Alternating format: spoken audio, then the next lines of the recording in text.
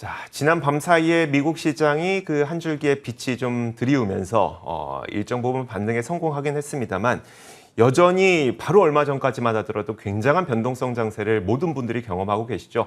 자, 이런 장세에 대해서 어떻게 분석을 해야 되고 앞으로 우리가 여기서 좀 피할 수 있는 피난처는 어떤 곳들이 있는지 이분과 함께 좀 자세하게 이야기를 나눠보도록 하겠습니다.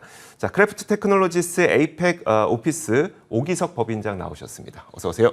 네, 감사합니다. 원래 홍콩에 계시죠? 네, 홍콩에 지금 있다가 네. 지금 잠시 한국에 출장차 들어왔습니다. 와, 출장으로 저희 방송 출연까지 해주셔서 감사드려요.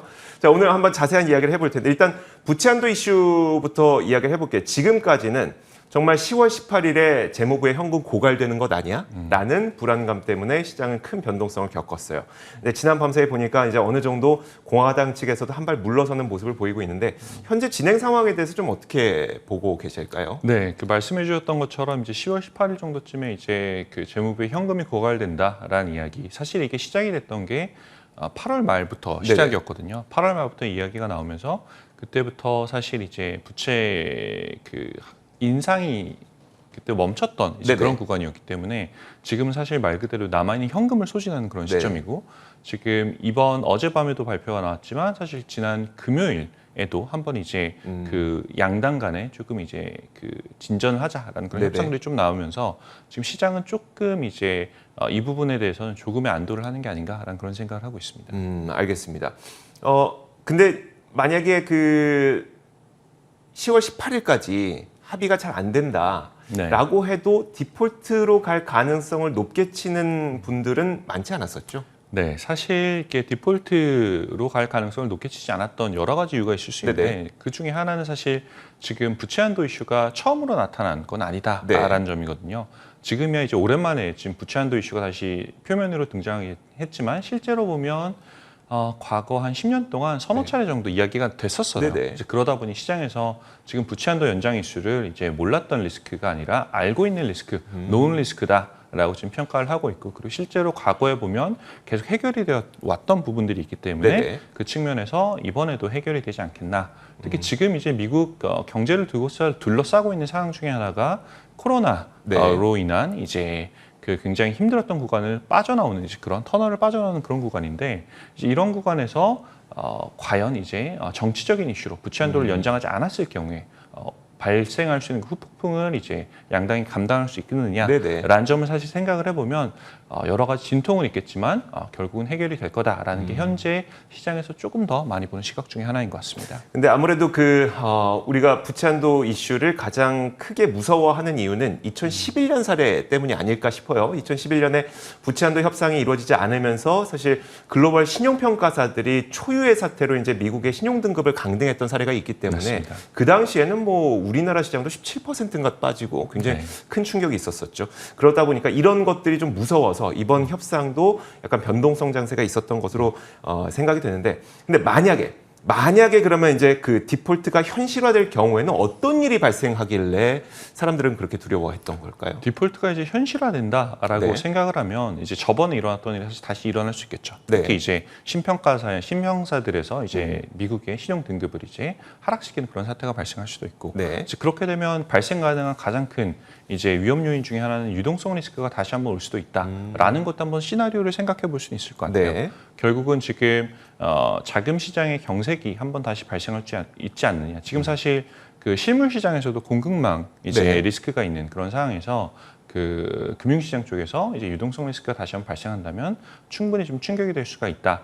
지금 이 부분은 이제 조금 더 이제 이야기를 엮어 들어가면 사실 헝다 같은 경우 같은 경우도 결국은 이제 보면 중국 부동산 기업 그 섹터들의 유동성 위기하고 지금 문제가 연결되어 있는 부분이거든요. 그렇게 본다면 이제 그 미국의 설사 이제 혹시라도 이제 부채 한도가 연장이 안 된다라고 하면 스케일은 좀 다르겠지만 유동성 이슈가 다시 좀 불거지지 않을까라는 생각이 들고 그렇게 되면 또 다시 한번 시장 투자하시는 분들 사이에서 위험자산 선호 현상이 굉장히 좀 가파르게 축소될 가능성이 있다라는 점도 한번 고민해 볼 만합니다. 알겠습니다. 다만 지금도 앞서 말씀해 주셨던 것처럼 디폴트 가능성이 높다고 보는 사람은 그렇게 많지 않다는 게 더 맞는 거겠네요. 네, 현재로서는 그렇습니다. 네, 알겠습니다. 자, 저희가 부채 한도 이슈에 대해서 좀 이야기를 나눠봤고요. 근데 사실 요즘 문제가 그것뿐만 아니죠. 중국과 인도의 전력난. 사실 중국 이슈도 좀 굉장했어요. 중국과 호주와의 어떤 그 정치적인 분쟁 때문에 중국이 나 그럼 호주 석탄 수입 안 해라고 했다가 전원이 다 꺼져버리게 되자 이거 좀 심한데라고 해서 중국이 다시 석탄 하역을 시작을 했다고 합니다. 자, 이런 것들이 정말 이제 어떤 공급난과 전력난 굉장히 좀 그 우리가 예상치 못하는 부분으로 좀 퍼져나가고 있는 거거든요. 자, 이와 관련된 글로벌 시장의 향후 시나리오에 대해서 좀 어떻게 바라봐야 되는 걸까요? 네, 사실 이제 그 현재 시장에서 부채 한도 이슈도 그렇지만 어떻게 보면 조금 더 이제 주목을 많이 하는 것 중에 하나가 지금 말씀하셨던 공급망 위기 부분이 지금 이야기 좀 나오고 있는 게 사실 공급망 이슈 같은 경우는 새로 나온 그런 악재는 아니에요. 이미 작년 한 3분기부터 시장에서 이야기가 계속 되고 있었던 이제 그런 상황이고 그 상황 하에서 지금 올해 초에 한번 이제 위기가 조금 더 그 상승하는 게 아닌가라는 그런 국면을 좀 확인했다가 지금 2021년 3분기부터 이제 본격적으로 지금 이게 두드러지고 있는데 특히 이제 이거에 대해서 한번 그 어느 정도로 지금 상황이 좋지 않은지를 볼 수 있는 지수 중에 하나가 발틱 드라이 인덱스예요. 그래서 건화물 운송 지수인데 지금 보시는 것처럼 연초 이후 대비했을 때 거의 한 3배 가까이 지금 상승을 했어요. 그래서 그만큼 지금 물류 자체가 굉장히 힘들다. 이 부분은 이제 그 금융 시장에 계신 분들보다는 오히려 실제로 무역이라든지 수출하시는 그런 분들께 훨씬 더 지금 와닿는 이제 그런 지수가 될 텐데 이게 코로나 당시에 사실 그 여러 가지 이슈로 인해서 이제 설비 투자를 이제 많이 하지 않았었고 그리고 그런 부분이 지금 후속적인 여파로 지금 이제 1년이 지나서 발현이 되고 있는데 그 코로나도 사실 위기였고 유동성도 위기였는데 코로나 같은 경우는 이제 백신이라는 이제 해답이 존재하는 거고 유동성 같은 경우는 사실 페드에서 돈을 풀어내면 어느 정도 해결이 되는데 공급망 위기 같은 경우는 뚜렷한 이제 그 해결책이 한눈에 보이진 않는 그런 문제 중에 하나예요. 이거 알려진 위험이긴 하지만 이것도 역시 해결법이 뚜렷하지 않다라는 점에서 결국에 해결이 잘 되지 않으면 인플레이션 압박으로 연결될 수 있다라는 부분까지 연결이 될 수 있어서 지금 그런 부분에 조금 이슈가 좀 많은 것 같고 특히 이제 미국 같은 경우는 연말부터 소비가 굉장히 늘어나는 그런 시즌이 되는데 지금 크리스마스까지 한 2달 반 정도밖에 남지 않았어요. 그런데 미국 같은 경우는 지금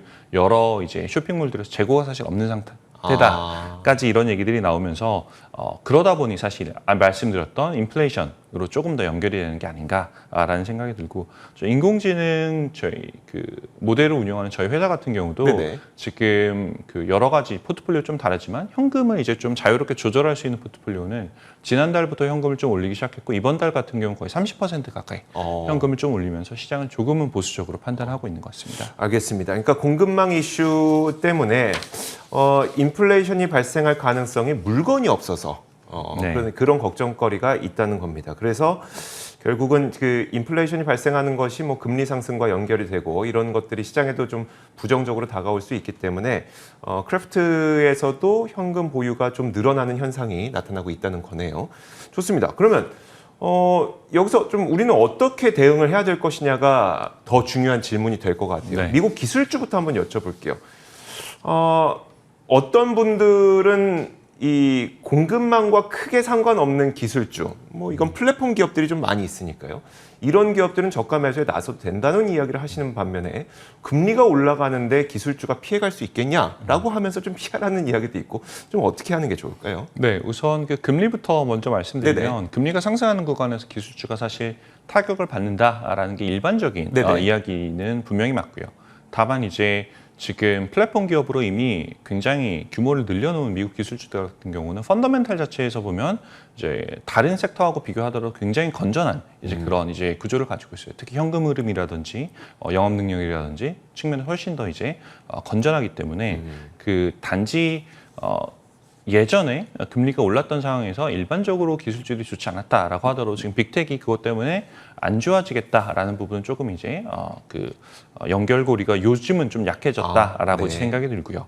다만 이제 지금 미국도 그렇고 중국도 그렇고 기술주를 대상, 특히 이제 빅텍 기업들을 대상으로 나오고 있는 여러 가지 정부의 규제 혹은 견제 같은 것들이 이제 생기고 있죠. 중국 같은 경우도 네. 한 번 있었었고, 그리고 미국 같은 경우도 바이든 행정부가 뭐 페이스북부터 대표적으로 이제 기술 플랫폼들에 대한 견제를 하겠다라는 이런 것들이 나왔는데, 그 기술 기업들 입장에서 보면 이런 규제와 견제는 결국 비용으로 연결되는 부분입니다. 네. 그렇기 때문에 동일한 비즈니스를 하는 데 있어서 훨씬 더 예전보다는 많은 비용을 지불해야 된다라는 그런 부분들이 현재 지금 가격에 좀 반영된 게 아닌가라는 생각이 들고 있고요. 다만 이제 최근에 좀 낙폭이 과대했던 건 사실인 것 같아요. 그래서 지금 같은 경우는 시장의 흐름이 좋지 않은 상황에서 공포감이 오히려 주가를 짓눌렀던 게 아닌가. 특히 빅스 같은 경우는 지금 보면 올해 7월 작년에 80선까지 올라갔던 게 올해 7월에 한 14선까지 내려왔거든요. 네네. 그래서 1년 가까이 지금 쭉 하락을 하다가 올해 7월부터 다시 이제 지금 그 하단의 저점들이 조금씩 올라가는 그런 모습들을 보이고 있는데, 이런 부분들이 지금 시장에 좀 공포감을 반영하는 게 아닌가라는 생각이 들어서 지금 여러 가지 지금 악재들이 있고 이게 해결되지 않았다라는 점을 감안을 한다면 당분간 변동성은 급격하게 낮아지는 거는 조금 힘들지 않을까라는 생각이 듭니다. 알겠습니다. 문제는 없겠으나 시장의 변동성은 좀 피할 수 없을 것 같다는 게 결론이시고요. 자, 마지막으로 그러면 좀 짧게 그럼 이런 시장, 이런 환경, 방금 말씀해 주셨던 이런 환경에서는 ETF를 선택하자면 어떤 게 좋을까요? 네, 결국은 이제 저는 항상 필요하다라고 생각을 하는데, 분산 투자하고 이제 자산 배분이라는 컨셉을 이제 그 시청자분들이 많이 좀 공부를 해주셨으면 좋겠다라는 생각이 들고, 결국은 이제 좋을 때도 있지만 힘들 때도 있거든요. 돈을 버는 것도 중요하지만 잃지 않는 것도 굉장히 중요하기 때문에 그런 측면에서 보면 자산 배분을 하는 게 좋다. 보통 일반적으로 많이 하는 게 뭐 6대4, 이제 주식육, 채권사 이런 자산 분배, 배분을 좀 많이 하는 이런 것들을 예전에는 이제 그 투자자분들이 직접 손으로 자기가 해야겠다 한다면 최근에 ETF가 이런 것도 등장을 했어요. iShares에 있는 AOR이라는 ETF가 있는데 이 ETF 같은 경우는 지금 차트 보시는 것처럼 S&P 500보다는 성과가 안 좋긴 하지만 훨씬 더 안정적입니다. 네네. 그래서 안정적이다라는 거는 훨씬 더 투자의 호흡을 길게 끌고 갈 수 있다라는 장점이 되기 때문에 이런 자산 배분에 대해서는 특히 장이 안 좋을 때만 관심이 많으신데 네네. 좋으실 때도 좋을 때도 관심을 꼭 한번 꾸준히 가져주셨으면 좋겠다라는 생각이 듭니다. 네, 알겠습니다. 자, 이렇게 이제 변동성이 큰 시장에서 우리는 어떤 식으로 이 시장을 좀 헤쳐나가야 되는지 이분과 함께 이야기를 나눠봤습니다. 크래프트 테크놀로지스 에이펙 오피스의 오기석 법인장과 함께 이야기 나눠봤습니다. 고맙습니다. 감사합니다.